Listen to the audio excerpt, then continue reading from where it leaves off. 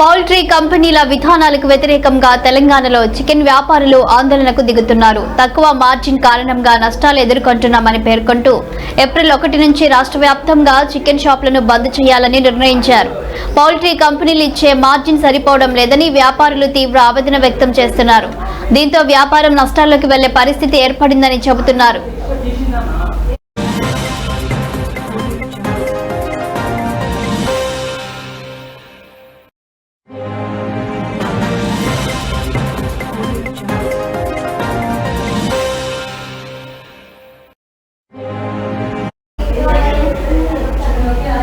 Chicken ధరలు పెరిగినా మధ్యవర్తుల విధానాల వల్ల తాము లాభపడడం లేదని వ్యాపారులు అంటున్నారు.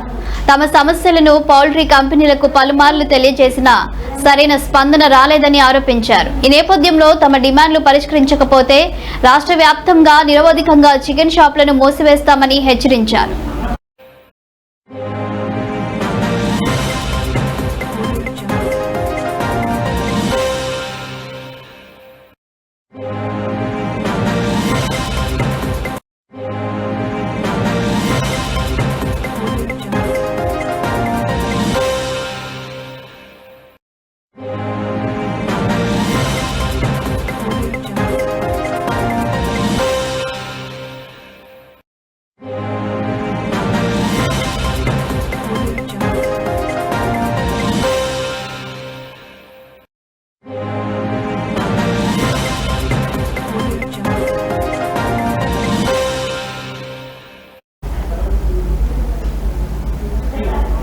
పౌల్ట్రీ కంపెనీల విధానాలకు వ్యతిరేకంగా తెలంగాణలో చికెన్ వ్యాపారులు ఆందోళనకు దిగుతున్నారు. తక్కువ మార్జిన్ కారణంగా నష్టాలు ఎదుర్కొంటున్నామని పేర్కొంటూ ఏప్రిల్ 1 నుంచి రాష్ట్ర వ్యాప్తంగా చికెన్ షాపులను బంద్ చేయాలని నిర్ణయించుకున్నట్లు తెలుస్తోంది.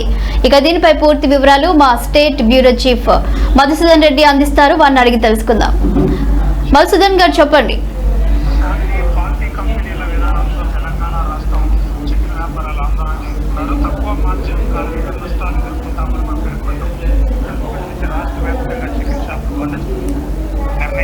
పార్టీ కంపెనీలు ఇచ్చే మార్జిన్ సరిపోవడం లేదని వ్యాపారులు తీవ్ర ఆవేదన వ్యక్తం చేస్తున్నారు. దీంతో వ్యాపారాలు నష్టాల్లోకి వెళ్తే పరిస్థితి ఏర్పడుతుందని కూడా చెబుతున్నారు. అయితే మొత్తం చికెన్ ధరలు పెరిగిన మధ్యవర్తుల విధానాల వల్ల తాము లాభపడడం లేదని వ్యాపారాలు అంటున్నారు. తమ సమస్యలు పార్టీ కంపెనీలకు పలుమారు తెలియజేసినా సరైన స్పందన రాలేదని ఆరోపించారు. ఈ నేపథ్యంలోనే తమ డిమాండ్లను పరిశీలించకపోతే రాష్ట్ర వ్యాప్తంగా నిరోధకంగా చికెన్ షాపులు మూసివేస్తామని కూడా హెచ్చరించారు. మొత్తం మీద ఏప్రిల్ 1 నుంచి కూడా బంద్ ప్రారంభం అవుతుందని ప్రకటించారు.